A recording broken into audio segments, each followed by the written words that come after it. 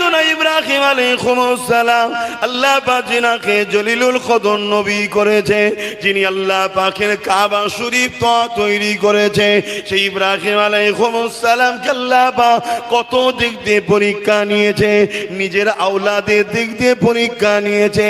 প্রথম তো শিশুবেলা আওলাদকে কাবার ওখানে রেখে আসার পরীক্ষা নিয়েছে, যেখানে কোনো ঘর ছিল না, কোনো বাড়ি দৌড় কিছুই ছিল না, ওই জায়গাতে প্রথম রেখে আসার হুকুম দিয়েছে, সেখানেও কামিয়াবি হয়ে গেছে।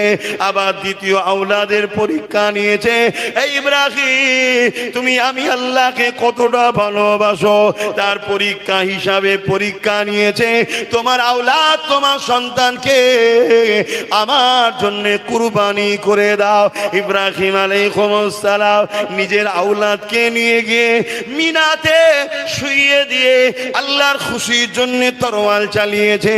অনেক বড় কথা, মূল জিসটা বলছি, একবার তরোয়াল চালিয়েছে কাটেনে, দুবার তরোয়াল চালিয়েছে কাটেনে, তরোয়ালকে ফেলে দিয়েছে, পাথরে আঘাত লেগে পাথরটা দুটুকরো হয়ে গেছে।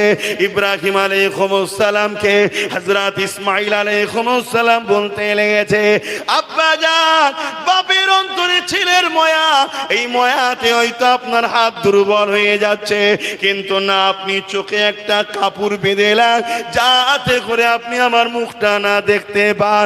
এই চোখে যখনই পট্টি বেঁধে নিয়ে বিসমিল্লাহ আল্লাহু আকবার বলে যখনই তরোয়াল চালিয়েছে, সঙ্গে সঙ্গে আমরাও যখন কোনো পশুকে কোরবানি করি, যেমন একটা আওয়াজ হয় রক্ততে হাত ভিজে যায়, ওই রকম আওয়াজ হয়ে রক্ততে হাত ভিজে গেল।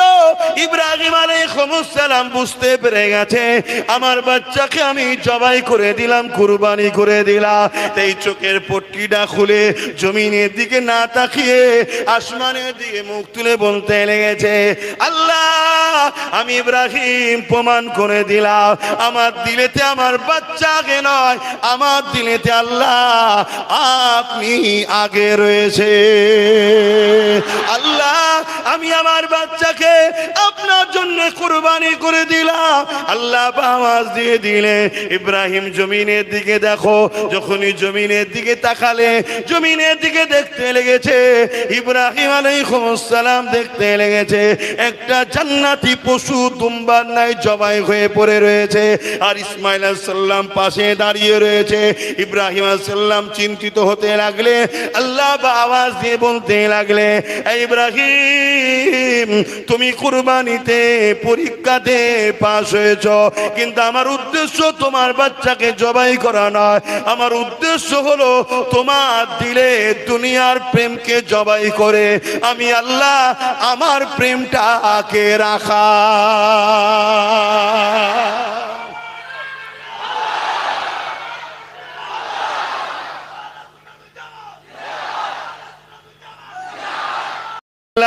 আমাকে আপনাকে পরীক্ষা করে দেখে নেবে। প্রতিটা নবী আলাইহিস সালামকে আল্লাহ পরীক্ষা করেছে। এ কানিংয়ের মানুষ, আমি মনে করি আল্লাহ জীবনতলা কানিংয়ের মানুষকে অনেক ভালোবাসে, তাই অন্যের থেকে অনেক বেশি কষ্ট আপনারা ভোগ করেছেন, আপনাদের উপরে অনেক জুলুম হয়েছে, আপনাদের উপরে অনেক অত্যাচার হয়েছে, আপনাদেরকে অনেক আঘাত দেওয়া হয়েছে। মনে রেখে দেবে, এ দুনিয়া সামান্য জিন্দেগি, ধনীদের থেকে গরিবরা 500 বছর আগে আল্লাহ পাকের জান্নাতি হয়ে যাবে। দুনিয়ায় না হয় 70 বছরের ধনী, দুনিয়ায় না হয় 50 বছরের ধনী, দুনিয়ায় না হয় 50, 60, 70 বছর একটু আরাম আয়েশ করে কাটাবার স্বপ্ন নি, কিন্তু মনে রাখবে কিয়ামতের কঠিন দিনে যেদিন মাথা রাখবে দেখতিলা, এক হাত উপরে আল্লাহ সূর্যকে নামিয়ে দেবে, মাথার খিনুগুলো গলে গলে নাক দিয়ে ঝরে ঝরে পড়বে। ওই কিয়ামতের দিনেতে আল্লাহ পাক ধনীদের থেকে 500 বছর আগে জান্নাতি দিগকে, গরিব দিগকে আল্লাহ পাক জান্নাতি বানিয়ে দেবে।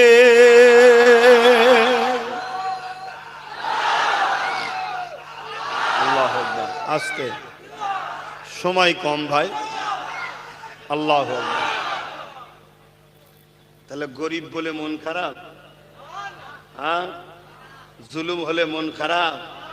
গর্ব করো যে সাহাবাদের সুন্নত পালন হয়েছে, জোরে বলুন সুবহানাল্লাহ। এজিদের সুন্নত আমরা পালন করিনি। এজিদ মেরেছিল, আবু জেল মেরেছিল, উদবা মেরেছিল, সাইবা মেরেছিল, আর মার খেয়েছিল হযরতে বেলাল, হযরতে খাব্বাব, হযরতে খুবাইব, সাহাবা হুজুররা। তা আমরা মার খেয়েছি কোনো জুলুম করে নয়, চুরি করে নয়, ডাকাতি করে নয়, কারো মেরে নয়, কারো কেড়ে নয়। মার খেয়েছি শুধুমাত্র নবী বংশের আওলাদের সাথ দিয়েছিলাম।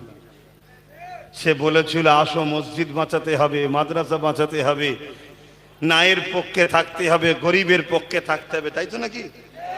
জুলুমকে বন্ধ করতে হবে, তাই তো নাকি? না ডেকেছিলাম চলো বাবা ব্যাংক ডাকাতি করতে হবে, যে ডাকাতি করতে গিয়ে ধরা পড়ে মার খেয়েছিলে তোমরা। তাহলে তোমরা গর্ব করো, শুকরিয়া আদায় করো যে আল্লাহ আমাদেরকে সাহাবাদের সুন্নত পালন করিয়েছে। অনেকে আমার এই কথা শুনে হাসে, কি বলছি, সব কটা খালি মাথায় মুখে দাঁড়িয়ে নেই, প্যান্ট শার্ট পরা। তুমি মাথায় টুপির পিছনে চলে গেলে, তুমি এর দাড়ির দিকে চলে গেলে, এর জামার দিকে চলে গেলে, কিন্তু দেখলে না অনেক দাড়ি রেখে মাথায় টুপি দিয়ে বড় জুব্বালে গিয়ে রাইসুল মুনাফিক আব্দুল্লাহ ইবনে উবাই হয়ে বসে আছে, এটা দেখলে না? হয়তো এ দাড়িওয়ালা, টুপিওয়ালা, জুব্বাওয়ালা, আল্লাহওয়ালাদের নবী সুন্নাতের একটা ইউনিফর্মের থেকে কম আছে, কিন্তু এর মধ্যে একটা ফরজ ইবাদতও আছে। কি? এ নায়ের পক্ষে, সন্ত্রাসের বিরুদ্ধে, জোরে বলুন সুবহানাল্লাহ। এটা দেখলে না? একে তুমি আরো উৎসাহী করো, একে তুমি আরো ভালোবাসা দাও, এই যুবকগুলোকে বুকে লাও, এই যুবকগুলোকে বুঝাও যে তুমি এত ভালো কাজ করছো, কিন্তু তোমার বাহ্যিকটা যদি একটু সুন্দর করো তাহলে মনে রাখবে তোমার দুনিয়াও ভালো লাগবে, আখিরাতও ভালো লাগবে। দেখবে একদিন এ ছেলে কোনো টুপি পরবে, একদিন এ ছেলে কোনোই দাঁড়িয়ে রাখবে, একদিন এ ছেলে কোনোই মসজিদে গিয়ে ভিড় করবে, একদিন এ ছেলে কোনো হজ করে এসে হাজি হয়ে যাবে। কিন্তু হজ করে বহুত হাজি আছে মিথ্যা মামলা দিয়েছে, হজ করে বহুত হাজি আছে হারামের টাকা নিয়েছে, হজ করে বহু হাজি আছে আমফানের টাকা চুরি করেছে, হজ করে বহু হাজি আছে পরের ঘরের কাটমানি খেয়েছে, হজ করে এমন হাজি আছে লোকের তেরপল পর্যন্ত চুরি করেছে, হজ করে এমন হাজি আছে বিচারের নামে নারী সতীতা নষ্ট করেছে।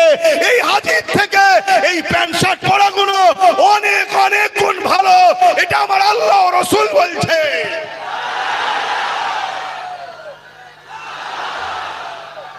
এদের মধ্যে লেবাসে কিছু ভুল আছে, বাহ্যিক কিছু ভুল আছে, কথা বুঝে আসছে না? নয়, কিন্তু এদের মধ্যে একটা ভালো খসলত আছে, যে খসলতটা হলো সাহাবা হুজুরদের সুন্নাত। মরে যাব তাও ভালো, জুলুমের সাথ দেব না, জান চলে যাই তাও ভালো, ইসলাম বিদ্বেষীদের সাথ দেব না, তাই তো নাকি গো? ঠিক বলছি তো নাকি? না ভেতরে ভেতরে অন্য জায়গায় আবার সেটিং করছে? কেন কিছু কিছু মুসলমান তোমাদের এলাকায় দেখছি, তাদেরকে তো মুসলমান সুরাতে দেখতে, তাই বলছি, নামে মুসলমান তাই প্রমাণ দিতে বলতে হবে না, বুঝবেন কি করে? কিন্তু হাকিকতে তারা মুনাফিক নয়, তারা ইসলামের প্রকাশ্য দুশ্মনের থেকেও জঘন্য খারাপ, ইসলামের প্রকাশ্য দুশ্মনের থেকেও জঘন্য খারাপ, যাদেরকে মুনাফিক বলা হয়। শুনছেন? যুগে যুগে ইসলামের ক্ষতি সব থেকে বেশি করেছে মুনাফিকেরা। বাবারা এই বিষয়ে একটা কথা বলেনি, তারপরে আমার আপনার পিতা হযরতে সৈয়দনা ইব্রাহিম আলাইহিস সালামের একটা কথা বলবো। এই যুবকেরা, তরুণেরা আমার রাসূলুল্লাহর কথাও বলবো। এই বলে দিয়ে যে হযরতে আবু বকর সিদ্দিক রাদিয়াল্লাহু তাআলা তিনি আমল করে আমার নবী পাকের হাতে হাত দিলে, ইমানের কলেমা পড়লে, নবীকে রসুল জেনে, আল্লাহকে আল্লাহ জেনে, ইমানের কালেমা পড়ে দ্বীনে ইসলাম রসুলের দিনে চলে আসলে, এ যুবকেরা, তরুণেরা, এ নবী পাকের প্রেমিকেরা, অপর দিকে আর একটা ব্যক্তির নাম বলছি, রাইসুল মুনাফিক আব্দুল্লাহ ইবনে উবাই। সে আমার রাসূলুল্লাহর হাতে হাত দিলে, আবু বকরের মাথায় পাগড়ি রয়েছে, মুখে দাড়ি রয়েছে, পরনায় জুব্বা রয়েছে, মাথায় টুপি রয়েছে। রাইসুল মুনাফিক আব্দুল্লাহ ইবনে উবাই, তারও পাগড়ি রয়েছে, মাথায় টুপি রয়েছে, মুখে দাড়ি রয়েছে, পরনায় জুব্বা রয়েছে। সিদ্দিক আকবর নবী পাককে ইক্তেদা করে মদিনার নববী শরীফে নামাজ পড়ে, আব্দুল্লাহ ইবনে উবাই ও নবীকে ইক্তেদা করে মদিনার নববী শরীফে নামাজ পড়ে। আবু বকর সিদ্দিক নবীর সঙ্গে জালিম, অত্যাচারী, খুনি, তৎকালীন যারা শাসক ছিল বদমাইশ, তাদের বিরুদ্ধে রাসূলুল্লাহ লড়াই করেছে। আবু বকর সিদ্দিক নবীর সাথে গেছে, আব্দুল্লাহ ইবনে উবাই ও রাসূলের সাথে গেছে। আবু বকর সিদ্দিক নবীর সঙ্গে হজে গেছে, আব্দুল্লাহ ইবনে উবাই ও নবীর সঙ্গে হজে গেছে। আবু বকর সিদ্দিক নবীর সঙ্গে রোজা রেখে ইফতার করেছে, আব্দুল্লাহ ইবনে উবাই ও নবীর সঙ্গে রোজা রেখে ইফতার করেছে।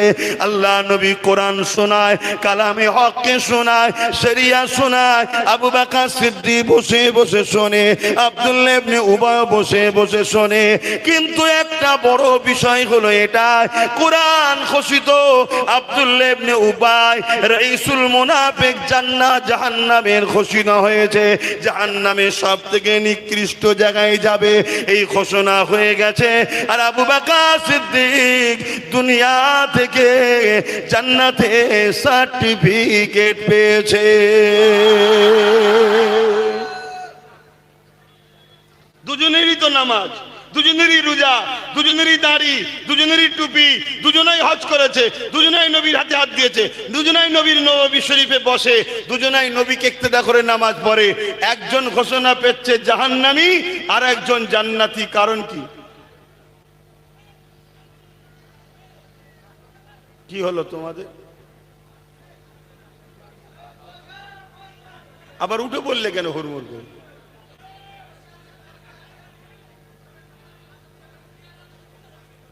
ওহ, শান্ত হ, পরিবর্তন হ। দেখি ওপরে কিছু ছাউনি নেই, মেঘলা হয়ে আছে, লোকগুলো সব বসে আছে, দেখলে একদম ভিড় করে বসে আছে আল্লাহর বান্দারা। আর একটু পরেই দেখি মেঘলা চলে যায়, একদম কড়া রোদ, লোকগুলো সব ঘেমে টেমে মুখ কালো হয়ে গেল। আমি কি গো, এই দোয়া করে দিই? তারা বললো না, জলসা করেন। কষ্ট হচ্ছে, বলছে কিচ্ছু হয়নি। কষ্ট কি হয়নি? হচ্ছে, কিন্তু প্রেমের কাছে কষ্টটা ভালোবাসার কাছে। জোরে বলুন সুবহান। আহারে, হুজুরকে গরম রডের ছ্যাঁকা দিয়েছে ঠোঁটে মুখে, মরহুমি শুইয়ে রেখেছে, বুকে ভারী পাথর চাপিয়ে দিয়েছে। এ বেলাল, আল্লাহ ছেড়ে দে, নবী ছেড়ে দে। বেলালের কি কষ্ট হয় না? হ্যাঁ হয়েছে, কিন্তু আল্লাহ রাসূলের প্রেমটা এত বেশি ছিল, ওই কষ্ট থেকে প্রেমটা বেশি ছিল, তাই কষ্ট তার সহ্য হয়েছে, কষ্ট তাকে দুর্বল করতে পারেনি। জোরে বলুন সুবহানাল্লাহ, আরো জোরে বলুন সুবহানাল্লাহ। হায় হায় হায় হায়, আজও কিছু বেলালের গোলাম দেখা গেছে, ঘর ভেঙেছে, কল তুলে নিয়ে চলে গেছে, হ্যাঁ, গরু দিয়ে পালিয়েছে, খাসি নিয়ে পালিয়েছে চোরেরা, এত জুলুম করেছে, তারপরও অফার দিয়েছে ফিরে আয়। কিন্তু আলহামদুলিল্লাহ আজও কিছু লোক আছে, তারা এত জুলুম সহ্য করার পরও তারা আজকের দিনেতে হোসাইনের গোলাম, নবী বংশের আওলাদকে ছেড়ে কিন্তু চলে যায়নি। তা আগামী দিন আরো পরীক্ষা হবে, মজবুত হয়ে থাকতে পারবে তো? এই ভাইটার সাথে, বাবাজির সাথে ছিলে আছে, থাকবে তো? হাত তুলে সাক্ষী দাও, এ হাত সত্য তো? এ হাত সত্য তো? আল্লাহ কবুল করে বোন, আল্লাহুম্মা আমিন। তোমরা সাক্ষী দাও, আমার মা বোনেরা আমাদের সাথে আছে তো? তোমরা সাক্ষী দাও, কেন ওদের কাছে তারা আমরা সাক্ষী নিতে পারছি না, এটা তোমরা সাক্ষী দাও, নিয়ে বলো আছে তো নাকি? না 1500-এর জায়গায় 3000-এ বিক্রি হচ্ছে। ও তো গোষ্ঠীর নারী নক্ষত্র সামলে নিচ্ছে। কি যে ধান্দা আছে, কি যে লক্ষ্য আছে, এই তো সবে 2-2.5 মাস বুঝা যাচ্ছে না। তবে যেটাই করুক, যাই লক্ষ্য দেখো, আমি আজকে বলে যাচ্ছি চ্যালেঞ্জের সাথে, যদি জুলুম করে, জালিম যদি হয়, বেশি দিন নয়, 2-5 বছর টিকবে কি সন্দেহ আছে? কথা বুঝে আসছে? হ্যাঁ, কেন জুলুম মিটবে না, জালিম বেশি দিন টেকে না। ফেরাউনের জুলুম কম ছিল না, অল্প দিন টিকেছে, মিটিয়ে দিয়েছে আল্লাহ। নমরুদের জুলুম কম ছিল না, আল্লাহ তাকেও মিটিয়ে দিয়েছে। আমরা যুগে যুগে দেখে আসছি, এজিদ ইমাম হোসেন পাকের সঙ্গে বেয়াদবি করলো, কাবায় গিলাপে আগুন পর্যন্ত ধরিয়ে দিল, এত বড় জালিম ছিল। কিন্তু আমার আল্লাহ 3টে বছরের মধ্যে তাকে মিটিয়ে দিল। শুনছেন? তোমাদের জালিমটাও 6 বছরের মধ্যে মিটে গেছে। 3, আমার ইমামের জন্য সময়ে যে জুলুম করেছিল 3, আর ইমামের গোলামদের সাথে যারা জুলুম করে 6। বাপেরা মন দিয়ে শোনেন, এ যুবকেরা, তরুণেরা, যে কথা বলছিলাম, আল্লাহ বা তোমাকে আমাকে পরীক্ষা নেবে। এই দুনিয়া তোমার আমার জন্য চিরস্থায়ী নয়। এ জওয়ান তরুণেরা, সৈয়দুনা ইব্রাহিম আলাইহিস সালাম, আল্লাহ পাক যিনাকে জলিলুল কদর নবী করেছে, যিনি আল্লাহ পাকের কাবা শরীফ তৈরি করেছে, সেই ইব্রাহিম আলাইহিস সালামকে আল্লাহ পাক কত দিক দিয়ে পরীক্ষা নিয়েছে, নিজের আওলাদের দিক দিয়ে পরীক্ষা নিয়েছে। প্রথম তো শিশুবেলায় আওলাদকে কাবার ওখানে রেখে আসার পরীক্ষা নিয়েছে, যেখানে কোনো ঘর ছিল না, কোনো বাড়ি দৌড় কিছুই ছিল না, ওই জায়গাতে প্রথম রেখে আসার হুকুম দিয়েছে, সেখানেও কামিয়াবি হয়ে গেছে। আবার দ্বিতীয় আওলাদের পরীক্ষা নিয়েছে, এই ইব্রাহিম তুমি আমি আল্লাহকে কতটা ভালোবাসো, তার পরীক্ষা হিসাবে পরীক্ষা নিয়েছে, তোমার আওলাদ, তোমার সন্তানকে আমার জন্য কুরবানি করে দাও। ইব্রাহিম আলাইহিস সালাম নিজের আওলাদকে নিয়ে গিয়ে মিনাতে শুইয়ে দিয়ে আল্লাহর খুশির জন্য তরোয়াল চালিয়েছে। অনেক বড় কথা, মূল জিসটা বলছি, একবার তরোয়াল চালিয়েছে, কাটেনে, দুবার তরোয়াল চালিয়েছে, কাটেনে, তরোয়ালকে ফেলে দিয়েছে, পাথরে আঘাত লেগে পাথরটা দুটুকরো হয়ে গেছে। ইব্রাহিম আলাইহিস সালামকে হযরত ইসমাঈল আলাইহিস সালাম বলতে লেগেছে, আব্বা জান, বাপের অন্তরে ছেলের ময়া, এই ময়াতে হয়তো আপনার হাত দুর্বল হয়ে যাচ্ছে, কিন্তু না, আপনি চোখে একটা কাপড় বেঁধে এলেন, যাতে করে আপনি আমার মুখটা না দেখতে পান। এই চোখে যখনই পট্টি বেঁধে নিয়ে বিসমিল্লাহ আল্লাহু আকবার বলে যখনই তরোয়াল চালিয়েছে, সঙ্গে সঙ্গে আমরাও যখন কোনো পশুকে কোরবানি করি, যেমন একটা আওয়াজ হয়, রক্ততে হাত ভিজে যায়, ওই রকম আওয়াজ হয়ে রক্ততে হাত ভিজে গেল। ইব্রাহিম আলাইহিস সালাম বুঝতে পেরে গেছে, আমার বাচ্চাকে আমি জবাই করে দিলাম, কুরবানি করে দিলাম। এই চোখের পট্টিটা খুলে জমিনের দিকে না তাকিয়ে আসমানের দিকে মুখ তুলে বলতে লেগেছে, আল্লাহ, আমি ইব্রাহিম প্রমাণ করে দিলাম, আমার দিলেতে আমার বাচ্চাকে নয়, আমার দিলেতে আল্লাহ আপনি আগে রয়েছে। আল্লাহ, আমি আমার বাচ্চাকে আপনার জন্য কুরবানি করে দিলাম। আল্লাহ আওয়াজ দিয়ে দিলে, ইব্রাহিম জমিনের দিকে দেখো, যখনই জমিনের দিকে তাকালে, জমিনের দিকে দেখতে লেগেছে, ইব্রাহিম আলাইহিস সালাম দেখতে লেগেছে একটা জান্নাতি পশু দুম্বার নাই জবাই হয়ে পড়ে রয়েছে, আর ইসমাঈল আলাইহিস সালাম পাশে দাঁড়িয়ে রয়েছে। ইব্রাহিম আলাইহিস সালাম চিন্তিত হতে লাগলে, আল্লাহ আওয়াজ দিয়ে বলতে লাগলে, ইব্রাহিম, তুমি কুরবানিতে পরীক্ষাতে পাস হয়েছ, কিন্তু আমার উদ্দেশ্য তোমার বাচ্চাকে জবাই করা নয়, আমার উদ্দেশ্য হলো তোমার দিলে দুনিয়ার প্রেমকে জবাই করে আমি আল্লাহ আমার প্রেমটাকে রাখা।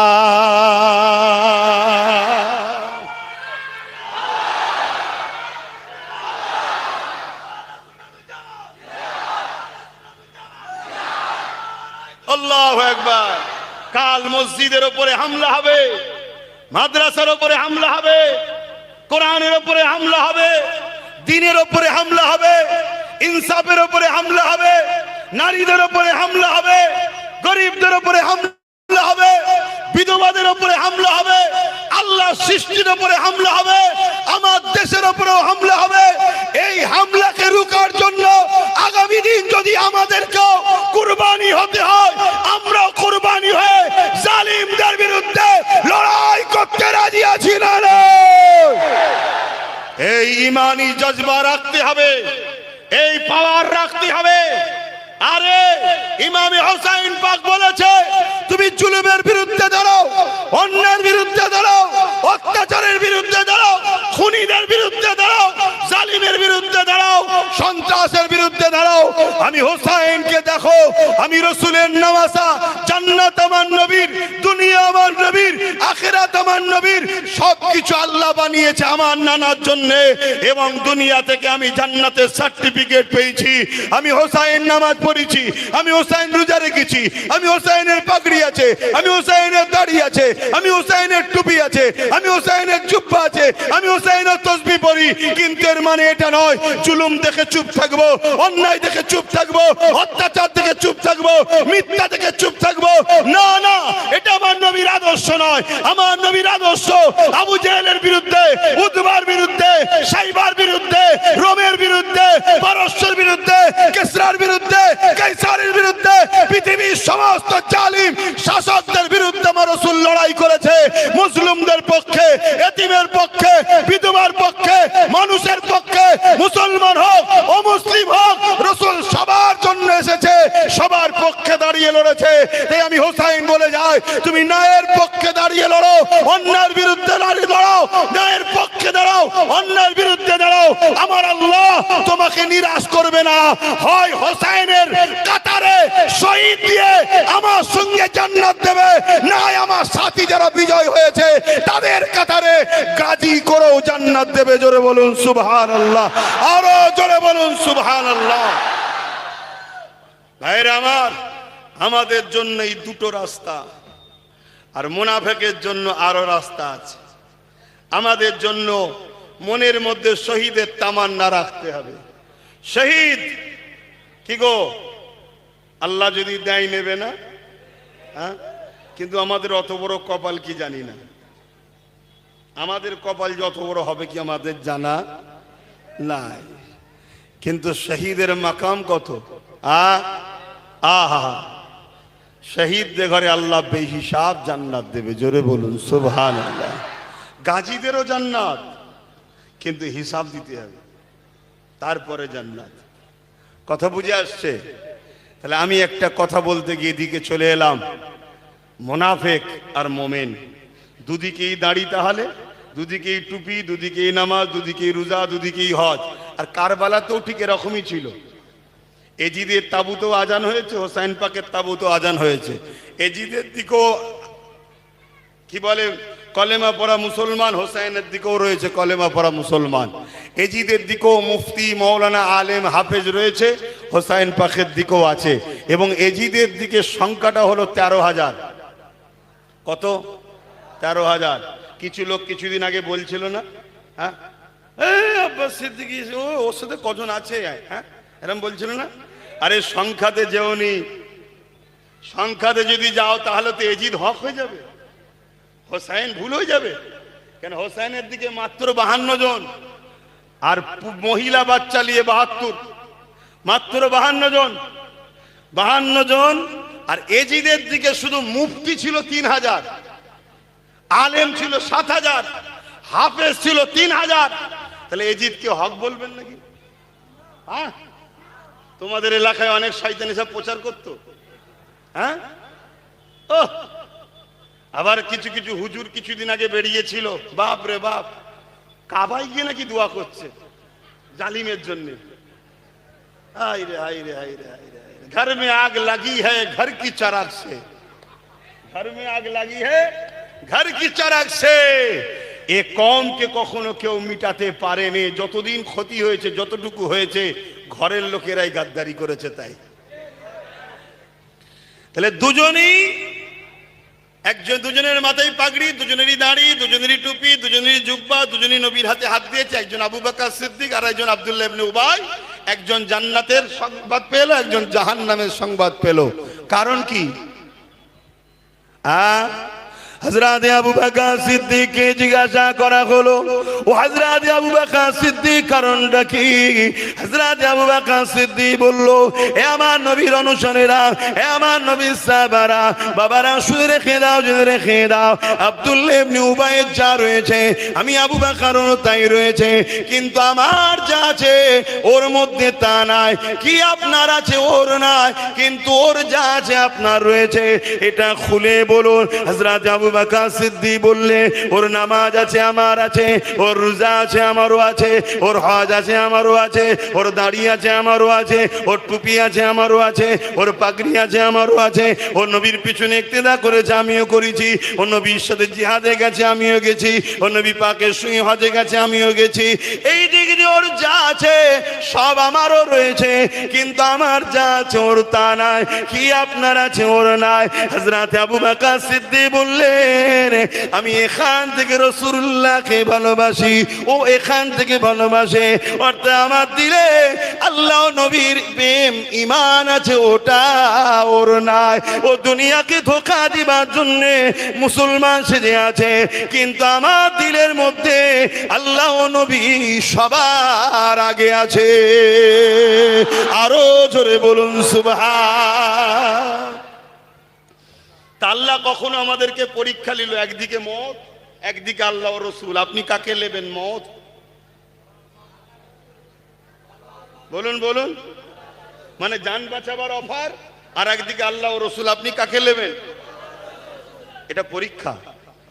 এ পরীক্ষা নিয়েছে সৈয়দুনা ইব্রাহিম আলাইহিস সালামকে, এ পরীক্ষা নিয়েছে সাহাবা হুজুরদেরকে, এ পরীক্ষা লিয়া হয়েছে ভারতবর্ষের বুকে আমার আপনার পীর ও মুর্শিদ মুজাদ্দিদুজ্জামানকে, এ পরীক্ষা লিয়া হয়েছে হযরতে মুজাদ্দিদ আল-পেশানীকে, এ পরীক্ষা লিয়া হয়েছে সুলতান হিন্দ গরিবে নওয়াজকে। মনে রেখে দিও, যুগে যুগে তারা মজলুমদের দিকে ছিল, জালিমদের দিকে তারা যায়নি। আজকের দিনে আমাদেরকে আল্লাহ পরীক্ষা নেবে, আমাদেরকে ধৈর্য ধরতে হবে, সবর করতে হবে, ঐক্য হতে হবে, লক্ষ্য স্থল ঠিক রাখতে হবে, ডায়ে বায়ে চলে গেলে হবে না। শুনছেন তো? লক্ষ্য টার্গেট ঠিক রাখতে হবে। অনেকের ধৈর্য নেই, লক্ষ্য ছিল গরম ভাত খাবো, ধৈর্য নেই, দেরি হচ্ছে বলে পান্তা ভাত খাওয়া শুরু করে দিয়েছে। কি আমার কাছে খবর যাচ্ছে, অনেকে একটু এদিক ওদিক করছে, যাকে তাকে বলছে কিছু দে, হচ্ছে তো নাকি? হ্যাঁ, আমি আজকে নম্বর দিয়ে যাব, ওই নম্বরে ফোন করে ডেট নিয়ে যাবেন, আমার কাছে লিখিত জমা দেবেন। সে জেলার সাহেবই হোক, জুলুমকারীকে রাখবো না সাথে, জালিমকে রাখবো না সাথে। আমি জানি জুলুম করা যেমন হারাম, জালিমকে মাফ করে দিয়ে তাকে ছেড়ে দিয়াটাও ইসলামে নিষেধ। কথা বুঝে আসছে? তাহলে জুলুমের বিরুদ্ধে লড়তে হবে, কিন্তু জুলুমের বিরুদ্ধে লড়তে গিয়ে নিজে যেন জালিম না হয়ে যায়, এটাকেও মাথায় রাখতে হবে। তো ভাইরা আমার রাসূল পাক সাল্লাল্লাহু আলাইহি ওয়াসাল্লাম এই জমিনের উপরে অন্যায়, অত্যাচার, জুলুম, রাহাজানি, খুন, সন্ত্রাসী, দাঙ্গা ফাসাদ পৃথিবীর বুকে ছেয়ে গিয়েছিল, অশান্তির দাবানলে পৃথিবী জড়িয়ে গিয়েছিল, নারীগুলোকে জ্যান্ত পুঁতে দেওয়া হতো। আজকে নারীদেরকে জ্যান্ত পুঁতা হয়নি, আজকে নারীদের ঘরে ধরে নিয়ে যে তাদেরকে মানবরূপী পশুরা তাদেরকে নুচে নুচে খাচ্ছে, তাদেরকে অত্যাচার করছে, তাদেরকে রেপ করে হত্যা করছে। সেদিনের শাসক ছিল এজিদ, সেদিনের শাসক ছিল আবু জেহেল, উতবা, সাইবা। তারা এই অত্যাচারী নারীদেরকে যারা অত্যাচার করে এদের বিচার করতে পারেনি। আজকে তাদের উত্তরসূরিরা বসে আছে, আজকেও নারীদের উপরে যারা জুলুম করছে, তাদের অত্যাচার যারা করছে, তাদেরও বিচার আজকের এরা করতে পারছে না। কেন করতে পারছে না, একটাই কারণ আমরা ঘুমিয়ে আছি। তাই আমাদের উলামাদের জাগতে হবে, আমাদের ইমামদের জাগতে হবে। আমি সম্মানের সাথে আলেম উলামা মুফতি মাওলানাকে আহ্বান জানাচ্ছি, একটু ভেবে দেখুন, যদি ওমরে ফারুক অর্ধেক পৃথিবী চালায়, আবার মসজিদের ইমামই করে, অর্ধেক পৃথিবী চালায় মসজিদের ইমামতি করে, উমর ফারুক যদি মসজিদের ইমাম হয়ে অর্ধেক পৃথিবী চালাতে পারে, আমার ইমাম ভাইয়েরা আপনারা ইমাম হয়ে কেন একটা পঞ্চায়েতের প্রধান হতে পারবেন না? বলুন কেন হতে পারবেন না? কে আপনাদেরকে শিখালো যে এইদিকে থাকা যাবে না, ওদিকে যাওয়া যাবে না, রাজনীতির কথা বলা যাবে না? এটাই তো ধ্বংসের কারণ। আজকে কলিকাতা এয়ারপোর্টের মসজিদে নামাজ বন্ধ, যাও না কোন মায়ের বেটা আছো খোলো। সেদিন যেমন চুচুড়াতে মসজিদে তালা মেরা দিয়েছিল বিগত সরকার, মাদ্রাসা বন্ধ করে দিয়েছিল বিগত সরকার, অনেক আন্দোলন হয়েছে, অনেক কিছু হয়েছে, কেউ খুলতে পারেনি। ওয়াম্মা বিনিআমাতি রাব্বিকা ফাহাদ্দিস, আল্লাহ শুকরিয়া আদায় করে বলছি, আন্দোলন করতে গেছি একদিন তালা খুলে নামাজ আসর ও মাগরিবের পরে তারপরে ঘরে এসেছিলাম। এই বাপের বেটা ইনশাআল্লাহ বলে যাচ্ছি। কিন্তু সেদিন আমি বলেছিলাম, আজ থেকে 6 বছর 7.5 বছর আগের কথা, কি আর একটু বেশি 8 বছর আগে, সেই দিন থেকে আমি বলেছিলাম যে দেখো, রাজনীতি করে আব্বাস সিদ্দিকীর কোনো শখ নেই, পেশা নেই, আর কিছু অভাবও আমার নেই, কিন্তু মসজিদকে তালা মারছে কে? সরকার। মসজিদে নামাজ বন্ধ করছে কে? সরকার। তো সরকার তো আর আমার ফতোয়া বুঝবে না, সরকারকে তো আর যদি বলি তোর মাথায় ফুদে মাথা ফেটিয়ে ফেলবো ওটাও তো বুঝবে না। সরকার বোঝে আইনের ভাষা, সরকার বোঝে পাওয়ারের ভাষা। সেই দিন থেকে আমি বলেছিলাম যে আগামী দিন মসজিদ বানাচ্ছ, মাদ্রাসা বানাচ্ছ, কবরস্থান নিরাপদে রাখতে যদি চাও রাত পাওয়ার দরকার আছে। কিন্তু আমার কথা তো গুরুত্ব দিলে না। আজকে 91% মুসলমান ভোট দিলে, যে বলেছিল কোরআন মিটে যাবে তাকে ভোট দিলে, সে 86টা পেল, 86টা 86 হাল হয়ে গেল। তা না হয়ে আজকে যদি 8টা 10টাও আমার দিকে থাকতো, তাহলে কলকাতার মসজিদ নিয়ে লড়াই হতো না? হতো না? তারপরেও লড়াইয়ের চিন্তা ভাবনা নিয়ে প্রস্তুত নিচ্ছি, চলছে কাজ। কিন্তু দুঃখ লাগছে কি, মসজিদের সভাপতি বলছে আন্দোলন করতে হবে না, রাস্তায় নামতে হবে না। তাহলে বলুন গাদ্দার কোথায়? বলুন। আর এই কথা যখনই বলবো, গাদ্দারের চালারা তখন আমার পিছনে মিডিয়াতে শুরু হয়ে যাবে। কথা বুঝে আসছে না? নাই লাও। ওই জন্যই বলছি বাপ, মুসলমানকে চিনতে বড় মুশকিল হচ্ছে। তাই প্রত্যেক জায়গায় বলছি, তুমি যদি আমার হও আমি তোমার জন্য হব। তা তুমি কি আমার? যদি আমার হও তার দলিল কি আছে, তার প্রমাণ কি আছে? আজকে এয়ারপোর্ট মসজিদের জায়গায় হয়েছে, মসজিদের এয়ারপোর্টের জায়গায় মসজিদ হয়নি, মসজিদের জায়গায় এয়ারপোর্ট হয়েছে। ঠিক আছে, রানওয়ে বাড়ানো দরকার, হ্যান দরকার, তান দরকার, অবশ্যই দেশের উন্নতির পক্ষে আমরা, ঠিকই তো নাকি? দেশের কোনো ক্ষতি হবে এটা নয়। কিন্তু দুনিয়ায় তো আরো জায়গা আছে, শুধু মুসলমানদের মসজিদটাই নজর পড়ছে কেন? অনেক রাস্তার উপরে তো অনেকের অনেক কিছু আছে, সেগুলো নজরে পড়ে না তো। রাস্তার বীজখানে আছে, পুরো বীজখানে কই নজরে পড়ে না তো। শুধু আমাদের টার্গেট কেন? একটাই কারণ, জানে এ জাতির হয়ে লড়াই করার কেউ নাই। এ জাতির যারা নেতৃত্ব দিচ্ছে তাদের বেশিরভাগটাই তো জালিমরা জানে আমাদেরই। তাই তো আজকে যা খুশি করছে। এখনো সময় আছে, সংগঠিত হও, ঐক্যবদ্ধ হও, একতা হও। কারোর উপরে জুলুম করার জন্য নয়, কারো বিরোধী করার জন্য নয়, একতা হব অন্যায়ের বিরুদ্ধে লড়াইয়ের জন্য, সত্যেরকে বাঁচাবার জন্যে, ন্যায়ের পক্ষে থাকার জন্যে, মিথ্যাকে মিটাবার জন্যে ঐক্য হও। আমাদের লড়াই কোনো ধর্মের বিরুদ্ধে নয়, আমাদের লড়াই হলো সন্ত্রাসের বিরুদ্ধে। আমাদের লড়াই কোনো জাতির বিরুদ্ধে নয়, আমাদের লড়াই হলো ফ্যাসিস্ট, অত্যাচারী, জালিম, স্বৈরাচারী, এজিদের মতো শাসকদের বিরুদ্ধে আমাদের লড়াই। যে লড়াই ইমাম হোসেন পাক করে দেখিয়েছে, ও লড়াই আগামী দিন আবার হবে, বিশাল লড়াই হবে। ওই লড়াইয়ে তোমরা লড়তে রাজি আছো? রাজি আছো? যদি রাজি থাকো ঐক্যবদ্ধ হও, একতা হও। দেখো কার পিছনে দাঁড়াতে হবে সেটা ভাবো। কেন নতুন করে তোমাদেরকে আবার বিভিন্ন দিকে, ওই বললাম না কড়াই ছিলাম চুলোই পড়ে গেছি, চুলো থেকে উঠা যাবে না? যাবে না? জোরে বলুন। হ্যাঁ ইনশাল্লাহ আল্লাহ উঠাবে। বলুন কে উঠাবে? হ্যাঁ ঈমান আছে তো নাকি? কোনো চিন্তা করবেন না, ভয় আল্লাহ ছাড়া কাউকে খাবেন না। শুনছেন তো নাকি? আমরা ডোনাল্ড ট্রাম্পকে ভয় করি না, আর ডোনাল্ড ট্রাম্পের খাস চালা মোদিকেও ভয় করি না। মোদি হচ্ছে ডোনাল্ড ট্রাম্পের খাস চালা। শুনছেন তো নাকি? ডোনাল্ড ট্রাম্প এনারা আব্বাজান আব্বাজান করে। শুনছেন তো? ভয় করি না। আর আমার বাংলার যিনি বসেছেন শুভেন্দু অধিকারী, তাকেও ভয়। জোরে বলুন। ভালোভাবে ন্যায়ের পক্ষে মানবতার সাথে থাকবে। রাজ্যের সিএম হয়েছে, তার জায়গায় সে, আমার জায়গায় আমি, সম্মানের জায়গায় সম্মান থাকবে। কিন্তু তুমি যদি মনে করো পাওয়ারের আসনে বসে যা খুশি করে নেব, অত সহজ নয়। খোদার মা দুনিয়ার বাদ। কথা বুঝে আসছে তো ভাইরা আমার? তাই আপনাদেরকে বলবো, আল্লাহ ছাড়া কাউকে ভয়, আল্লাহ ছাড়া কাউকে ভয়। জবান খুলে খুলে বলুন, আল্লাহ ছাড়া কাউকে, আল্লাহ ছাড়া অন্য কাউকে ভয়। আর নবী ছাড়া আমাদের কেউ নেতা মানি না। কথা বুঝে আসছে? ভালো মুখ্যমন্ত্রী ভালো বলবো, ভালো প্রধানমন্ত্রী ভালো বলবো, খারাপ মুখ্যমন্ত্রী খারাপ বলবো, খারাপ প্রধানমন্ত্রী খারাপ বলবো, ভালো লোক ভালো বলবো, খারাপ লোক খারাপ বলবো, ভালো মুসলমান ভালো মুসলমান, ভালো অমুসলিম ভালো মুসলিম।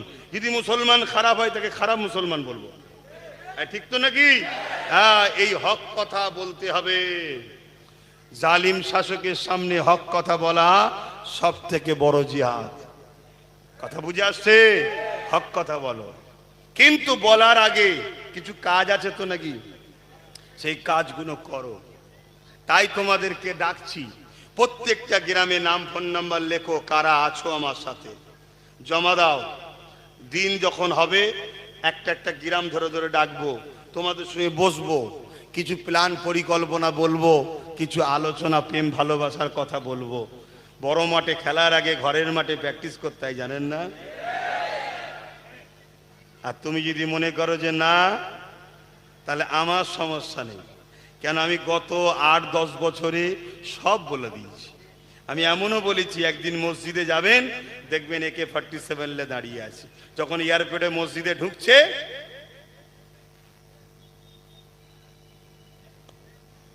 এত যখন তেল বলো না যে যাবো, যাও দান করতে দেবে, শুনছেন তো নাকি? কিন্তু এইটা যার হাতে আছে তাকে কন্ট্রোল করতে গেলে কি লাগে?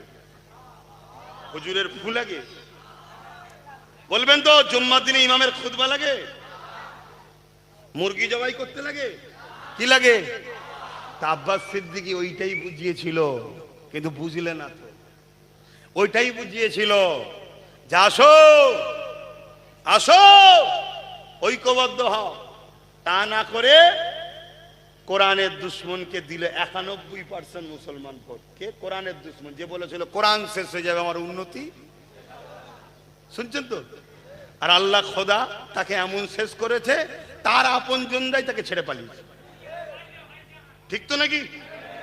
কিন্তু আপনাদেরকে আর একটা কথা বলে যায়, যারা তাকে ছেড়ে চলে গেছে তারাও কত বড় গাদ্দার, চিন্তা করুন। হ্যাঁ, যে এতদিন ছিলি যার সাথে, বিপদের দিনে তাকে ছেড়ে দিলি, ঔষধ আসতে থাকতে পারতিস কি? আমি তার লোক নয়, তারপরেও বলছি তাকে ছেড়ে দিলি। আর একটা কথা বলি, তোমাকে আমাকে কতটা ঘৃণা করে এরা দেখো। ওই যে বেরিয়ে চলে গেল যে পাটটা, সেই পাটের মাথা তো মেন নেতৃত্ব দিচ্ছে কে দেখো? মুসলমান তো নাকি? মুসলমান নেতৃত্ব দিচ্ছে তো, আওয়াজ দেবে তো সেই ওরা। কথা বুঝছেন না বোঝেননি? আমি ওরা বলতো মুসলিমের কথা বলছিনি, কথা মাথায় ঢুকছে? সেই দেখো কেন 91% মুসলমানের ভোটে তো জিতেছিস, তাহলে কমসে কম তোদের মধ্যে যারা হবে মাঠে একজন কেউ বসুক না, না মুসলমানকে দেওয়া যাবে না। তাই আমি যে কথা বলতে চাইছি, আমরা চুলোতে পড়ে গেছি, চুলো থেকে উঠতে হবে তো নাকি? চেষ্টা করতে হবে তো নাকি? চেষ্টা করা আমাদের কাজ। বিজয় কার? সাহায্য করবেন কে? নিশ্চিন্তাই থাকুন, আল্লাহ সাহায্য আসবে। জোরে বলুন ইনশাআল্লাহ।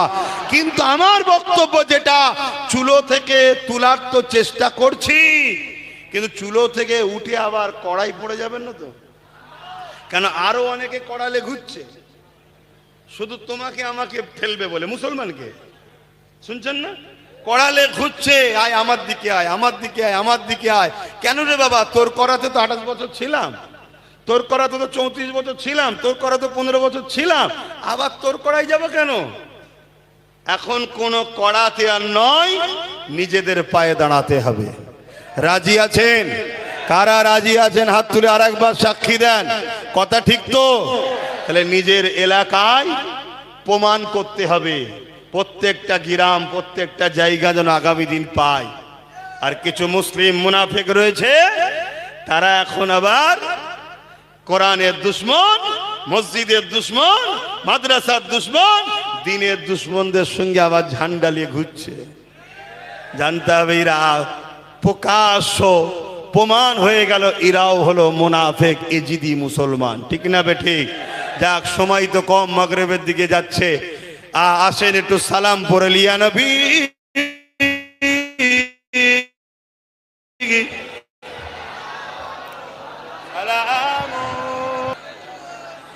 ইয়া হাবিব সালাবা। এতে নম্বর দিয়েছো? যাদের যা অভিযোগ দিবার কাগজে লিখে দেবেন, নম্বর দেবেন, আমি পড়ে নিয়ে আপনার সঙ্গে ফোনে কন্ট্যাক্ট করে নেব। অনেকে অভিযোগ দিয়েছেন, এক সপ্তাহের মধ্যেই কন্ট্যাক্ট হবে। দোয়া হবে তো নাকি? হ্যাঁ, তাহলে আল বাদরু আলাইনা মিন শানিয়াতিল ওয়াদাই ওয়াজাবা শুকরু আলাইনা মাদা লিল্লাহ আহিদাই ইয়া নবী সালামুন ইয়া রাসূল ইয়া হাবিব সালাম।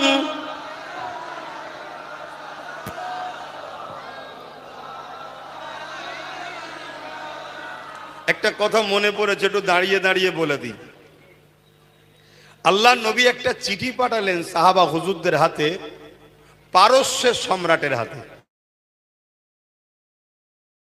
অনেকটা দেশ, এত বড় এলাকালি তারা ছিল, তাদের সূর্য ডুবতো না। পৃথিবীর একটা সময় আমেরিকার মতো দাদা ছিল, সে পারস্যর এত লোক উঠছে, ভেঙে যাবে না তো? তোমরা এখানে উঠে কি করছো? কমিটির ছেলে আর মোবাইল করছো, সরো। তোমরা তো খেদমত করবে, স্বভাব এমনি পাওয়া যাবে না। আর যদিও দাঁড়াও, মোবাইল করছো কেন? শুনছেন ভাই, মেহমান এলে বাড়িওয়ালা যদি সেজে গুজে বাবু হয়ে বসে থাকে, প্লেট নিয়ে মানায়, তোদের বাড়িতে এসেছে সব মেহমান, তোরা এখন বাবু হয়ে বসে থাকলে হবে? তোদের খেদমত করতে হবে। তো পারস্য সম্রাট, ওরে বাবা অনেক সময় চলে যাচ্ছে, সে কি করেছে, চিঠিটাকে খুব ভালো করে শোনেন, পড়ে নিয়ে টুকরো টুকরো করে ছিঁড়ে ফেলেছে। চিঠিতে কি ছিল?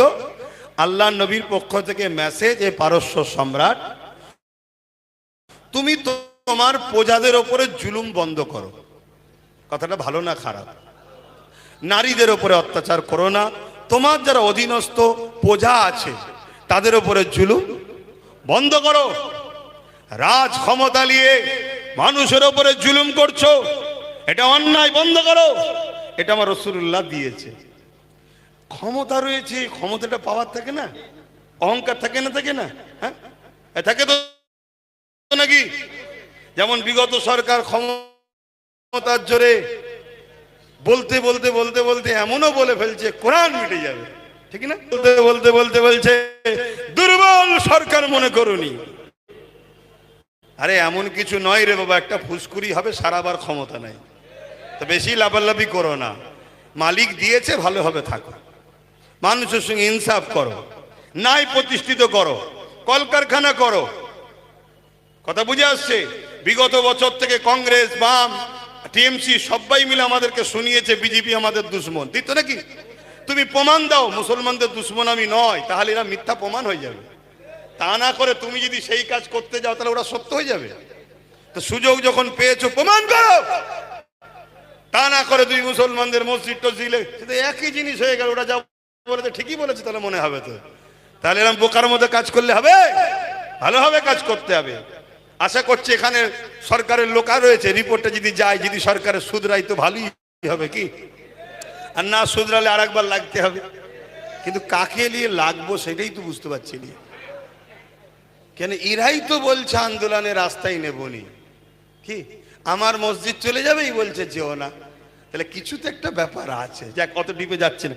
তো পারস্য সরকার ওই রেগে গিয়ে চিঠিটাকে কুচি করেছে, পাওয়ারের ক্ষমতা দেখিয়েছে। সাহাবীর মনে বড় কষ্ট হয়েছে, রসুলকে এসে বলছে হুজুর, অন্য অন্য দেশের সরকাররা চিঠি নিয়েছে, কি করবে না করবে তাদের ব্যাপার, পরে জানা যাবে, কিন্তু পারস্য সরকার চিঠিকে কুচি করে ফেলেছে, যেটা আমাদের বড় কষ্ট লেগেছে।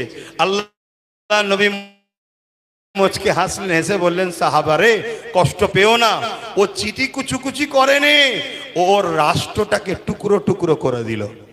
বলুন সুবহানাল্লাহ।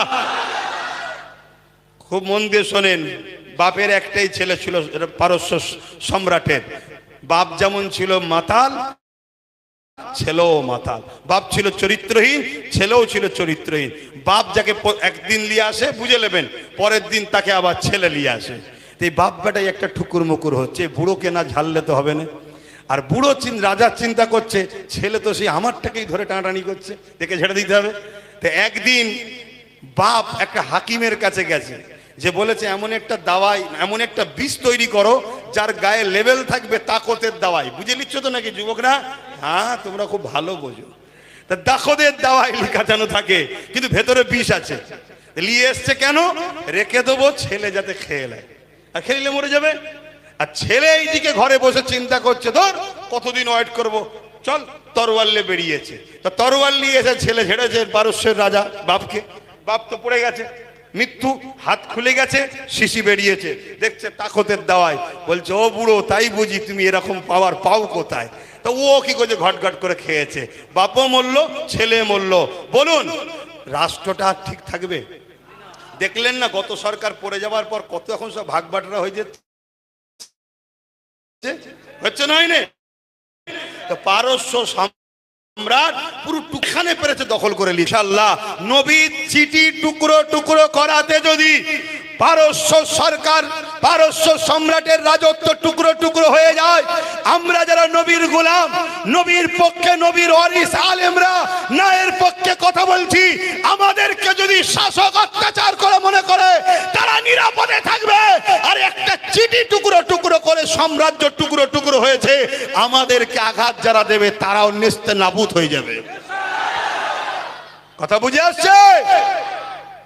আমরা জীবন দিয়ে প্রমাণ করেছি, জীবন দিয়ে ইতিহাস তৈরি করেছি, কখনো অন্যায়ের সঙ্গে আপোষ করিনি।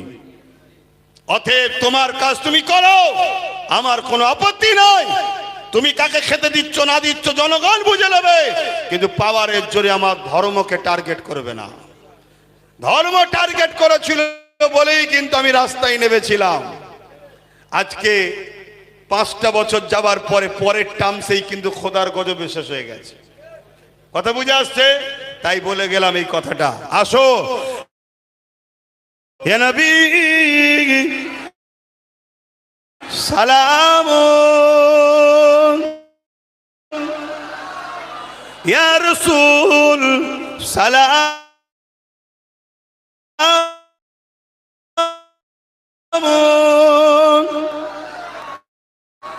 ইয়া হাবিব সালাম সালাবাতুল্লাহ। জলদি করে বসেন, কত কথা বলবো বলেন না। হ্যাঁ মনে বোঝ একটা করে, আর সময় চলে গেছে। হ্যাঁ শুনছেন, আমার নম্বরটা প্রথম লিখেলেন, আমার নম্বরটা লিখেলেন। জুলুম টুলুম করে না, ভালো লাগতো ছিল বা চাপে পড়ে ছিল বা 200-500 পেলে এটা ওটা কাজ করে দিত, এই জন্য ছিল। তাদের সবাইকে যদি আসে পিছনে নিয়ে লাও, শুনছো তো নাকি? পিছনে নিয়ে নাও, কিন্তু যেগুলো একদম দাগি, শুনছেন তো নাকি? একদম দাগি, এতিমের, গরিবের, বিধবার জুলুম অত্যাচার করেছে, শুনছো? এই দাগিগুলোকে কখনো মাফ করা যাবে? জোরে বলো। হ্যাঁ হ্যাঁ, সে যদি যার উপরে ক্ষতি করেছে তার কাছে ক্ষমা চেয়ে মাফ চেয়ে নেয়, যদি সে মাফ করে দেয় আল্লাহ মাফ করে দেবে, আমাদের বলার কিছু নাই। কিন্তু যেই আসবে এসেই যেন এক কাঁদি চেয়েও না, শুনছেন তো নাকি? 1 বছর 2 বছর থাকো, তারপরে আবার সামনে আসবে খুনি। এসে যদি বলো আমি সামনে যাব, তাহলে তো বাপ তোমার মুখ দেখলেই অনেকে পালিয়ে যাবে। কেন? মুখটাই দাগ আছে তো, ঠিক তো নাকি? আর ইমাম আলেমদেরকে আবার বলে যাচ্ছি, খারাপ নেবেন না, ভালোবাসি, আপনারা সম্মানের জিনিস। হযরত ওমর ফারুক আমাদের মডেল, কোন দুনিয়ার কেউ মডেল নয়। তিনি কি করেছে দেখুন। কেন আপনারা পারবেন না? আসুন, আগিয়ে আসুন, কথা বলুন। আমি আপনাদের ছোট ভাইয়ের মতো, পীর ভাই বলেন, যাই বলেন, আসুন কিছু কথা বলি, এক জায়গায় বসি। অনেক আলোচনা আছে, আমাদেরও কিছু জিম্মা রয়েছে, আল্লাহ ধরবে কিয়ামতের দিনে। আসেন, একা একা পারবেন না, আমি একা একা পারবো না, সবাই মিলে এক জায়গায় হলে অনেক কিছু হয়। কথা বললেন? হ্যাঁ, 30,000, 40,000, 50,000 ইমাম আমরা আল্লাহ কারে, রাতারাতি যদি এক জায়গায় হয়ে যায়, বুঝতে পারছেন না? কবে বুঝবেন ভাবুন। কিন্তু কি কথা বলবো, সব ছেয়ে বসে আছে, দেখছেন তো? হ্যাঁ, তো যাক, আমি আর কথা বাড়াচ্ছি না, নম্বরটা বলছি, তুই লিখে নেন 9046 3960